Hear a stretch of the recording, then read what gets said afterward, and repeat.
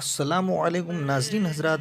Channel को अभी subscribe नहीं किया है तो चैनल को सब्सक्राइब कर लीजिए, साथ में बेल आइकन ज़रूर दबा दीजिए ताकि आने वाली वीडियो की नोटिफिकेशन आपको मिलती रहे।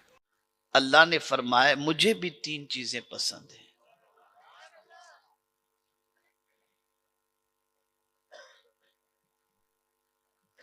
पहली चीज, गौर से सुनना, मैं अल्लाह की पसंद की बात करता हूं। सबकी पसंद का ख्याल करते हो ना। बीवी को कौन सा कलर पसंद है, कौन सा फर्नीचर पसंद है, शादी में क्या पहन के जाऊंगा तो मेरी बीवी को अच्छा लगेगा, दोस्त को अच्छा लगेगा, सबकी पसंद का ख्याल करते हो। आओ मैं तुम्हें बताता हूं मेरे रब की पसंद क्या है।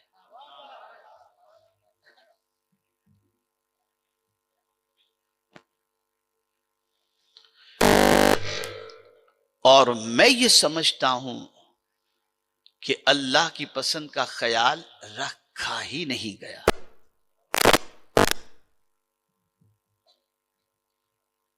हजरत जिब्रील अमीन अलैहिस्सलातु व तस्लीम अर्ज करते हैं, अल्लाह अज़्ज़ व जल्ल इरशाद फरमाता है, तीन चीजें मुझे भी बहुत पसंद हैं। पहली चीज, दमुल आसी, गुनहगार के आंसू। अल्लाह फरमाता है गुनहगार के आंसू मुझे बहुत पसंद हैं।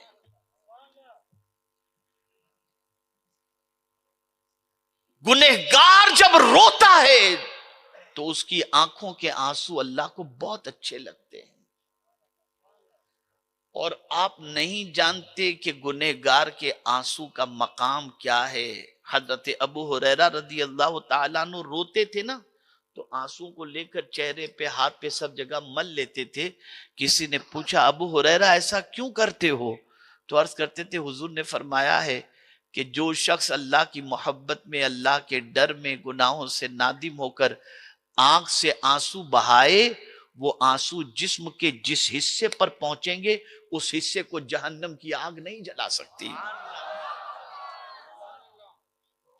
गुनहगार के आंसू अल्लाह को बहुत पसंद है।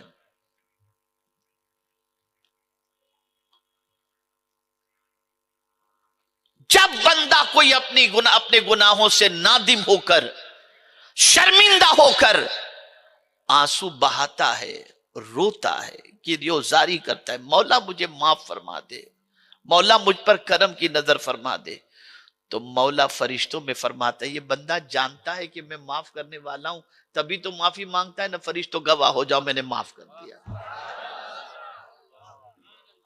ए लोगो, पिक्चर के गाने और गजलें और इमोशनल अशार सुनकर रोने वालों, सीरियल के अंदर इमोशन सीन देख करके रोने वालों, कभी अल्लाह के डर से भी रोने की तौफीक नसीब हुई? कोई रात याद है जिस रात उठकर गुनाहों से शर्मिंदा होकर अल्लाह की बारगाह में आंसू बहाए हो? नहीं, याद नहीं। मैं यहां एक वाकया आपको सुना दूं। एक बाबा थे, बुजुर्ग थे, अल्लाह वाले थे। उनके पास कोई आता था तो खिलाते रहते थे। अब उनकी कोई खास ऐसी कमाई तो, कुछ काम धंधा ऐसा था नहीं। लोगों से कर्ज लेते थे, भाई तू इतना खाना भेज देना, इतना चावल भेज देना, हिसाब में लिख लो, हिसाब में लिख लो, देखा जाएगा। ये हो रहा था। बाबा बीमार, लोगों के पैसे बहुत चढ़ गए। अब लोग हुए परेशान कि बाबा पर इतने पैसे निकलते हैं, बाबा इस दुनिया से चले गए तो हमारे तो पैसे डूबे। तो सब ने प्लान बनाया कि चलते हैं बाबा के पास।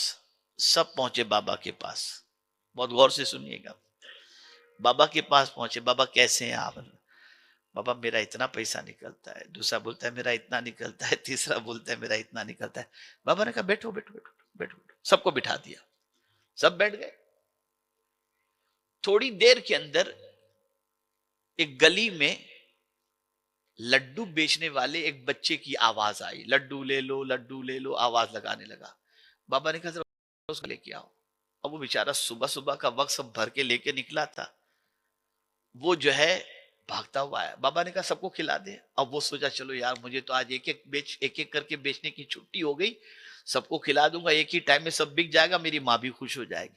अब सबको जब खिला दिया उसने तो कहता है 15-20 मिनट बर्दाश्त किया, फिर कहता है बाबा पैसे तो दो पैसे तो, तू भी बैठ तू भी बैठ। वो बैठा रहा, काफी देर बैठा रहा, बच्चा बर्दाश्त नहीं हुआ, बाबा से कहने लगा बाबा मेरी माँ मेरा इंतजार कर रही होगी, मुझे पैसे दे दो ना, जल्दी से मैं चला जाऊं, मेरी माँ इंतजार कर रही होगी। बाबा ने कहा बैठ। अब बच्चे का मामला बर्दाश्त से बाहर हुआ। अब बच्चा रोना शुरू कर दिया, बिलक बिलक के रो रहा है, बाबा दे दो मेरा ये हो जाए। इतना रोया। इतने में दरवाजे पर किसी ने दस्तक दी। जैसे ही दरवाजा खोला गया, बाबा का एक मुरीद बहुत सारी रकम लेकर के हाजिर हुआ। हुजूर इसे कबूल फरमा ले।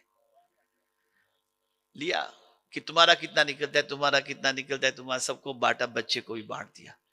वो लोग हैरत में पड़ गए जो मांगने वाले थे। उन्होंने कहा बाबा ये तो बताओ कि इतनी देर से हम बैठे थे, कोई देने वाला नहीं आया, और ये बच्चा रोया तो देने वाला कैसे आ गया? तो बाबा फरमाते हैं सुनो, आंसू अगर निकलते हैं तो वो मेहरबानी फरमा ही देता है। तुम में कोई रोने वाला नहीं था, इसलिए कर्म नहीं हो रहा था। एक रोने वाला आ गया, सबका बेड़ा पार हो गया।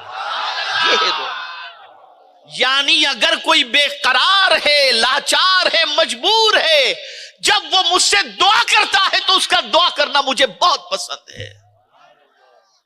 आपको मैं बताऊं, दुनिया के किसी के पास भी जाकर के देख लो, रोने वाले से कोई मोहब्बत नहीं करता। एक बार आप पहुंचे किसी मिनिस्टर के पास, यार तू तो बार बार आ जाता है, क्या तेरे पास, इसको हटाओ, इसको जानिए, अभी आएगा रोना शुरू कर देगा। दुख वाले इंसान से कोई मोहब्बत नहीं करता। दुखियारे इंसान के दुख को कोई सुनने के लिए तैयार नहीं होता। किसी कहने वाले ने कहा लोगों के सामने रोया मत करो वरना तुम्हारा मजाक उड़ाएंगे। लोग तो हंसने वालों से मोहब्बत करते हैं, रोने वालों से नहीं। ये दुनिया वो जात है मेरे रब की जो बेकरारों से मोहब्बत करता है, बेकरारों की फरियाद सुनता है। वो सिर्फ सुनता ही नहीं बल्कि बेकरार की परेशानियों को दूर भी करता है। उसके दस्ते कुदरत के अंदर है कि हर परेशानी को वो दूर कर दे। कोई बुराई ऐसी नहीं जिसको दूर करना उसके दस्ते कुदरत में ना हो। हम क्या करते हैं, कोई दिन याद है आपको बेकरारी हुई तो जाके मस्जिद में बैठ गए और जाकर तिलावत कुरान मुक़द्दस। देखिए बात तिलावत की आई तो जिब्रील अमीन की तीसरी बात भी याद आ गई। ये कुरान का सदका है। जिब्रील अमीन अलैहिस्सलातु व तस्लीम ने दो बातें तो बता दी, इआनतुल मिस्कीन और इरशादुद्दालीन, भटके हुओं को रास्ता दिखाना और मिस्कीनों की मदद करना। और तीसरी बात कहते मुवानिसतो बिकलिमाति रब्बिल आलमीन, अल्लाह के कलाम से दिल को बहलाना। ये मुझे बहुत पसंद है।